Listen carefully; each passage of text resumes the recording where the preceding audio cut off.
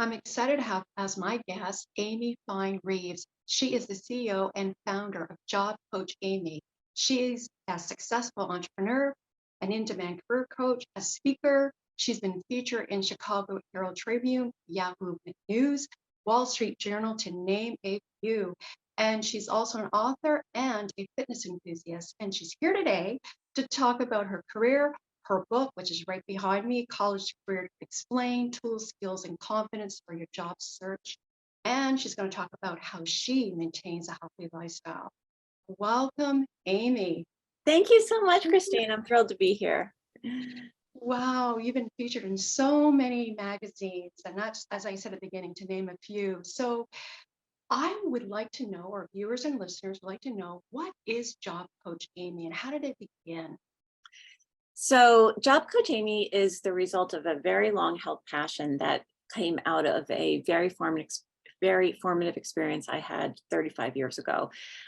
When late last century, when I graduated from a very good college with a very good GPA and had done everything I thought I was supposed to do in terms of getting a good GPA and going to a good school and getting good campus leadership experience. And I got out of college, and at that time, everybody who was supposed to be the best and the brightest was supposed to go to Wall Street. So I said, I'm going to try to go to Wall Street. And I did everything I could to try to get onto a Wall Street bank training program. And I failed miserably. And I felt like I had come to an abyss and there was no path charted out for me anymore. I had to figure out what to do on my own. And I was lucky I could type 90 words a minute, which I had spent my summers doing because that's how I could make the most money.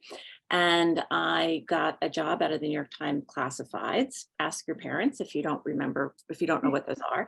And I was able to get a job, and I spent as an admin, and I spent the whole year learning everything I could about what the jobs I wanted were about, what you did in them, how you were measured, what the companies actually did. And the next year, right out of the gate, I got the first one I interviewed for. And it turned out I was good at it. I liked it.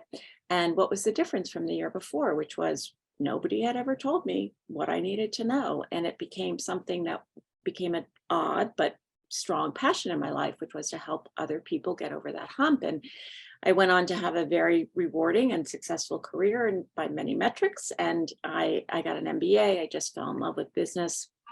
I did a variety of many different things. And whenever somebody came into the office and said, my nephew or my neighbor's kid wants to get into this business, I always raised my hand and said, I'll help them. And about 10 years ago, I married for the second time. And for the first time in my life, I didn't have to be the primary breadwinner.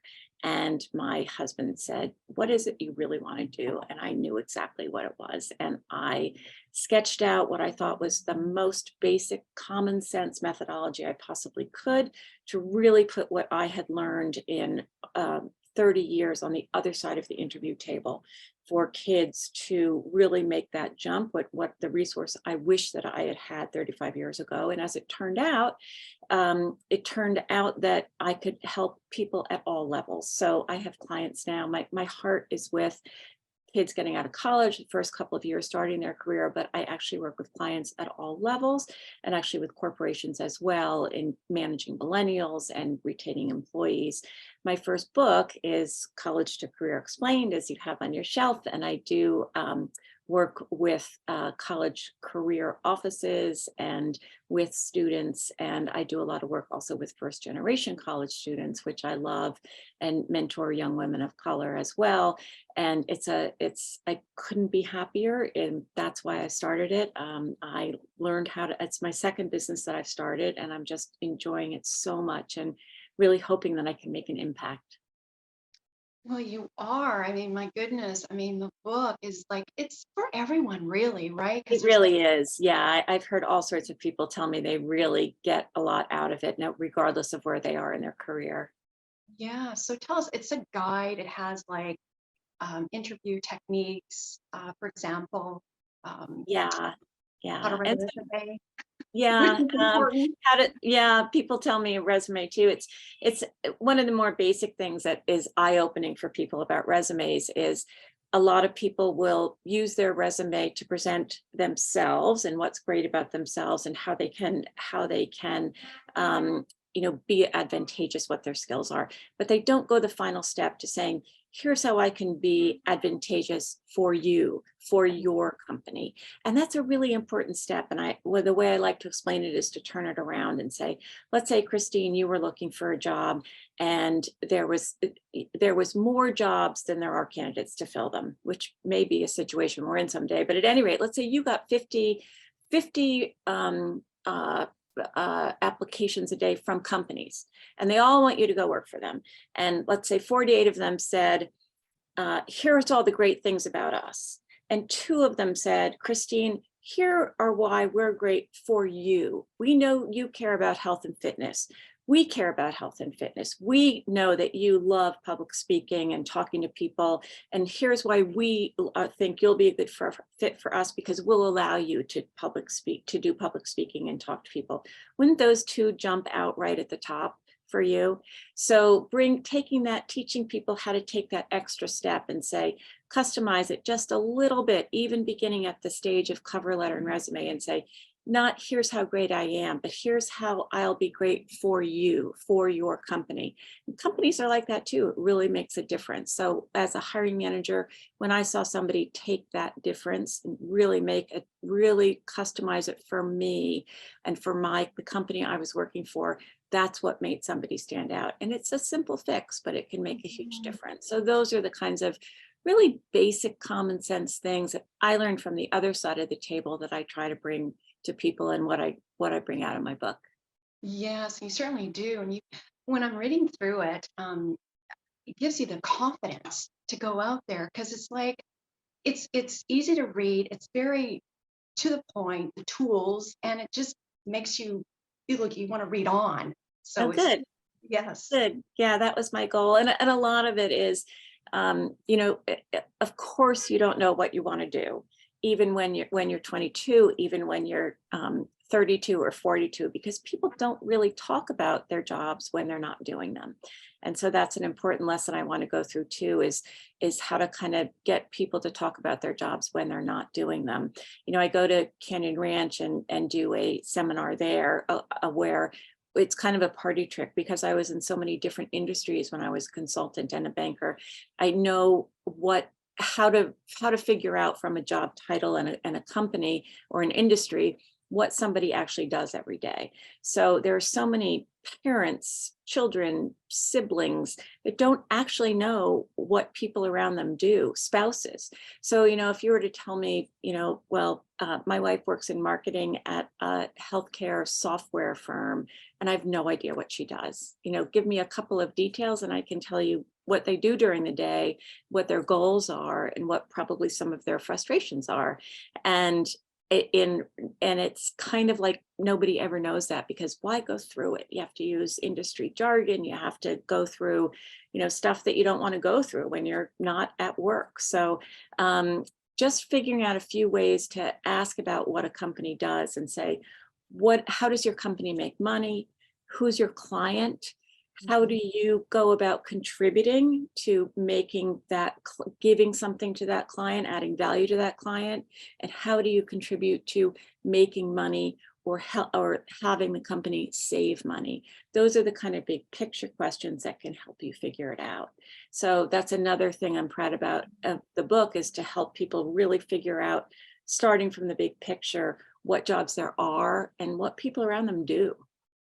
Yes. And if you want to copy the book, where can they go, Amy? Oh, it's sold everywhere online, and Barnes and Noble, as well as Amazon and Apple Books, and Yes. pretty much everywhere you can go online. Yeah. Yes. And now I'd like to talk about your fitness journey. Now, tell us about it. Like, when did you know, like, I want to, be healthier? Yeah. So that was a concurrent with realizing this passion. At the same time, I went on a fitness journey, and I lost a significant amount of weight. I lost 50 pounds. Wow. And I've kept it off. I can tell you, I'm the youngest of 5 girls, and I was always fought, and the older 4 are very skinny. And it was always an issue for me.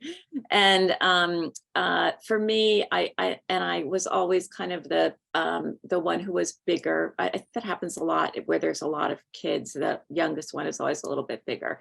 So it was always an issue for me. And one day I met a new friend, and my daughter was starting a new school, and there was a woman in the neighborhood who was also starting the school, and we met in the park one day, and she started to tell me how she was going through a divorce. We started to have a real discussion, and I said, oh, I've been through a divorce. I'm on my second marriage. I already said that. And it really does make a difference to stay healthy. People said that to me, but I really found when I ate better, I felt a lot better. I had a lot more energy, which I really needed. My daughter was 2 at the time, but her dad left. And she said, well, actually, I know that. And I actually have lost 40 pounds. And I was like, oh my God, that's so much better than being happily remarried. And so anyway, I was kidding, of course. But anyway, so she had done it. She said, I did it with no cardio. I did it through weight training. So I said, I've got to go meet this woman that she weight trained with. So I went. It was outside of Boston. It was in literally in a garage bay behind a strip mall on a busy on Route 1 in Boston, which is kind of a busy commercial road. And I met this couple, and they were just so wonderful and knowledgeable about body chemistry and about weightlifting. And of course, I changed my diet significantly, but it just made it so easy. I ate protein and vegetables. I ate 5 times a day, very small meals of protein and vegetables. So I got my macros, I got protein, I got fat, I got carbohydrates in the form of vegetables, and a lot of water and some protein shakes. And it came off. I never had a plateau. I never had any stops. I had, very significant early on, but then I just kept going. And I, when I met this woman, I said, I don't think I could lose 40 pounds like my new friend, but I do think I could lose 20 pounds. And she looked at me and she said, oh, you could easily lose 40 pounds. We'll go for 20. And then you'll see it's so easy. You'll want to keep going. And in fact, I did.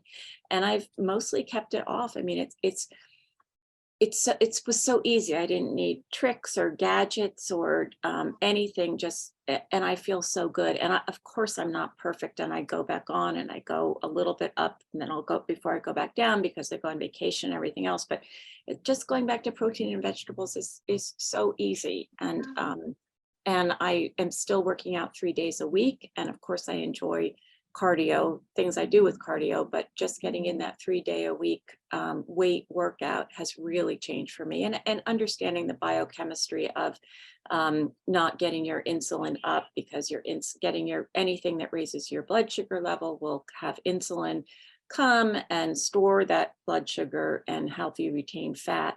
It really is a biochemistry issue, and your food has such a big impact on that. And then also, I think for cardio, we're so trained to think our bodies are going to respond so well to cardio, but I think the truth is that any cardio we do, our bodies get used to so quickly. So it's wonderful to run and keep your body fit, of course, but for weight loss, your body adjusts to, we're going to run 2 miles today. Okay, that will keep our weight the same for 2 miles, because this is, for centuries, we haven't wanted to lose weight. So our bodies adjust to keeping our weight the same if we're running 2 miles.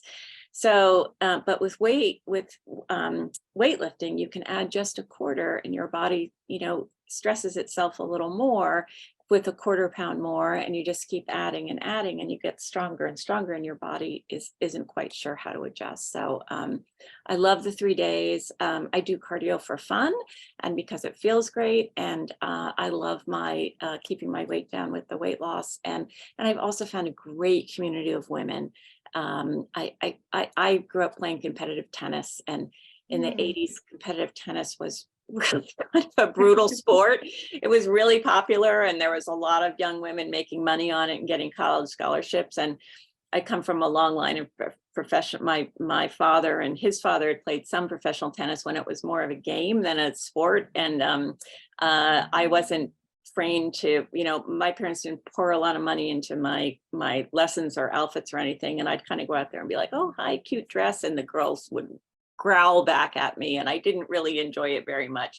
And I think the more popular something is, the more competitive it is, weightlifting is a really nice group of really great women who support each other. And I hope it gets more popular, but right now it's everybody in it seems to be just incredibly supportive of each other. And I've made some great friends, and I just love the group that I found. And the trainer that I'm with is no longer in her little garage bay behind a strip mall. She has two of her own studios, and she trains women, her husband trains men, and they're just so incredibly knowledgeable and wonderful. Yes, and also too, it's good for your bone density, right? Weight training. As you get Lots of older. other things. Yeah, lots of other things. Yeah. Oh, and how long did it take, Amy, to 5 months.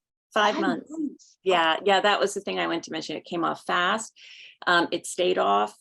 There was no plateaus. Really, it was kind of like, how can this be so simple? You always think, oh, I'm on medication, I'm post-menopause, I'm this, I'm that. This one formula worked. Vegetables and protein, and all of my macros.